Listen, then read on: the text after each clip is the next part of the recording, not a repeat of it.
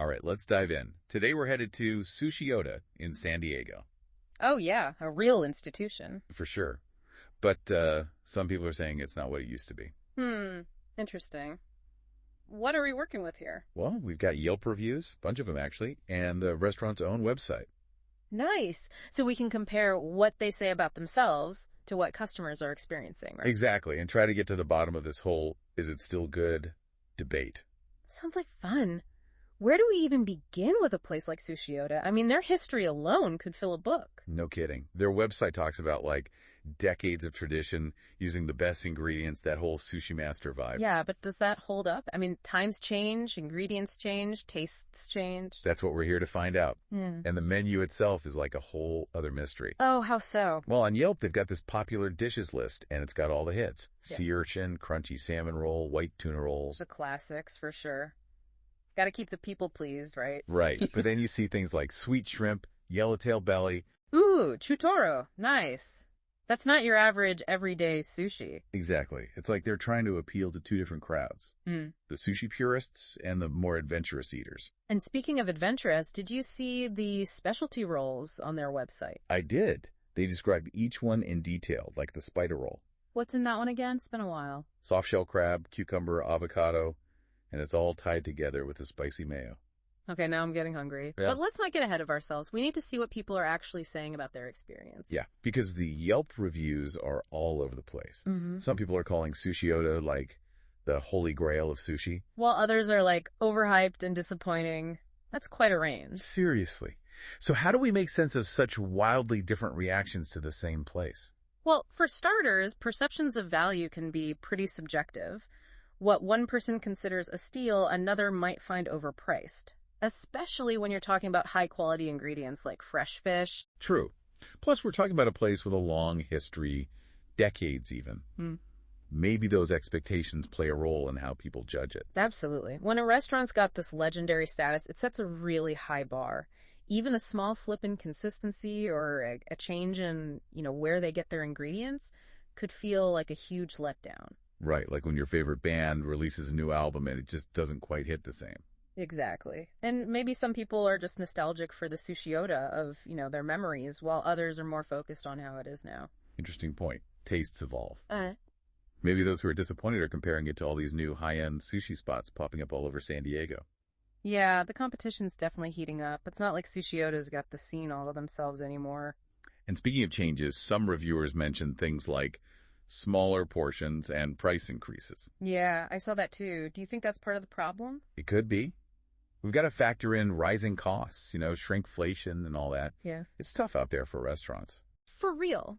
But the question is, are these changes justified by the overall quality? That's the million-dollar question. And to get to the answer, we need to dig deeper into those reviews. All right, let's do it. Let's see what these contrasting viewpoints really reveal about Sushi Oda's current state. Okay, so we've got this Sushi Oda puzzle to solve, right? Yeah. Some people raving about it, others not so much. Let's break down those Yelp reviews and see what they tell us. Yeah, let's get into it. So on one side, we have the Sushi Oda is a religious experience camp. Right, like Lisa, who said it was pure sushi bliss, even compared it to omakase. Whoa, omakase, that's a pretty high bar. For our listeners who don't know, omakase is basically like you're putting your taste buds in the chef's hands completely. It's all about trust, letting the chef guide you through like the best of the best, often super rare ingredients. Yeah, you're not going to find California rolls on an omakase menu. Definitely not. So for Elisa to even mention omakase means she was seriously impressed with Sushi Oda.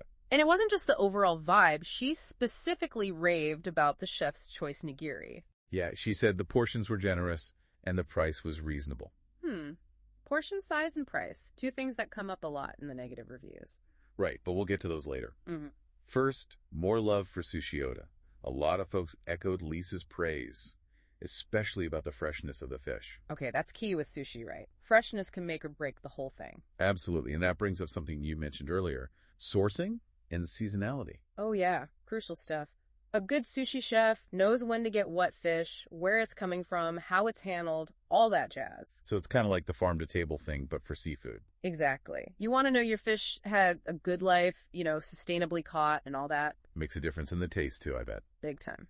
Yeah. And looking at these positive reviews, it sounds like Sushi Oda's built their rep on doing just that.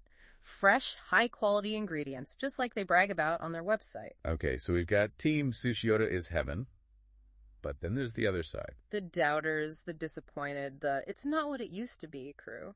And it's not like they're just hating for no reason. A lot of them even acknowledge Sushi history, how good it used to be. Yeah, like Nadine, she was actually pretty heartbroken about it, called the whole experience embarrassing.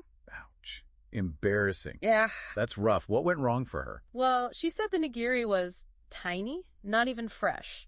Totally different from what she remembered from before. So inconsistency. Like maybe some days are good, some days aren't. Could be.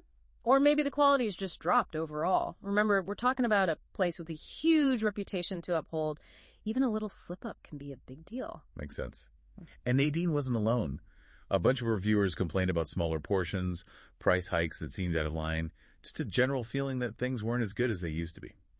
Price, portions. Yeah, those are common complaints these days.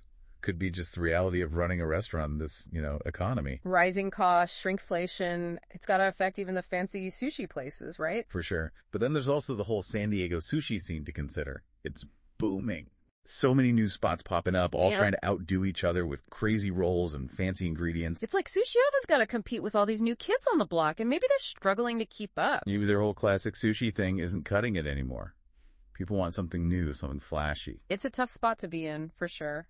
Sticking to tradition is great, but sometimes you got to adapt to survive, right? Big questions here.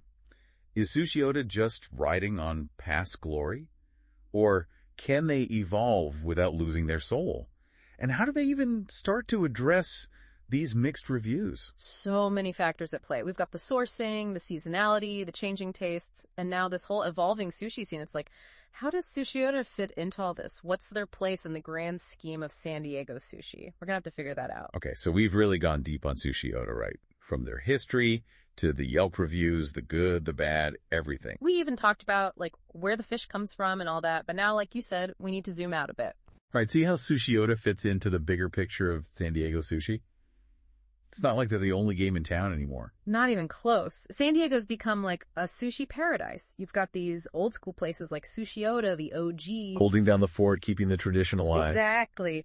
But then you've got all these new, hip sushi spots popping up everywhere. They're doing crazy fusion rolls using super local ingredients. And let's not forget the whole sustainability thing. People really care about that these days. Oh, yeah, big time.